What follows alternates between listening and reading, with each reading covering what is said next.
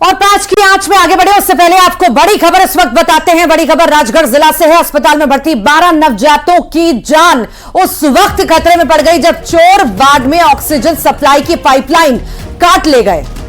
घटना के वक्त NICU यानी नवजात शिशु गहन चिकित्सा इकाई में 20 बच्चे भर्ती थे। इनमें से 12 ऑक्सीजन सप्लाई पर थे और इन सभी की जान खतरे में आ गई। घटना मंगलवार रात की है। जैसे ही इसकी जानकारी मेडिकल स्टाफ को लगी, उन्होंने सीनियर डॉक्टर को सूचना दी। जानकारी मिलने पर शिशु रोग विशेषज्ञ डॉक्टर RS माथुर हॉस्पिटल पहुंचे। वहीं ऑक्सीजन यूनिट की ओर गए तो पाइपलाइन कटी दिखी। इसके बाद अस्पताल में ही रखे जंबो सिलेंडर से बच्चों को ऑक्सीजन सप्लाई की गई। पोस्टमार्टम रूम के पास ऑक्सीजन सिलेंडर की कॉपर की पाइपलाइन करीब 10 से 15 फीट तक कटी हुई मिली थी। मंगलवार देर रात अज्ञात चोरों ने इस पाइपलाइन को काटकर चुरा लिया था। और पाइपलाइन कटने के कारण NICU वार्ड में भर्ती बच्चों के लिए ऑक्सीजन की सप्लाई बंद हो गई थी। इससे बच्चे रोने लगे और अस्पताल में अलार्म भी बजना शुरू हो गया। अलार्म बेसिकली जो है हमारे ऑक्सीजन की जो है निरंतर सप्लाई को इंडिकेट करता है।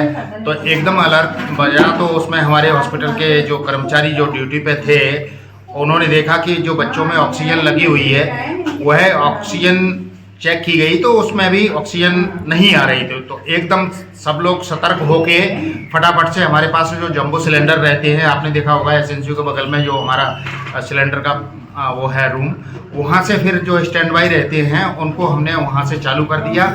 इसके कारण से जो है ना हमारे तो जहां ऑक्सीजन जहां से सप्लाई होती है वो सेंसिटिव एरिया होता है, सुरक्षित होता है। और इस पर बातचीत के लिए, जानकारी के लिए राहुल विजय न्यूज़ 18 संवाददाता राजगढ़ से हमारे साथ जुड़ गए हैं।